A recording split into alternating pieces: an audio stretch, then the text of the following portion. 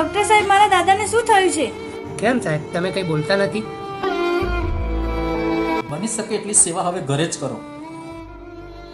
આ કાકા હવે 2 જ દિવસના મહેમાન છે.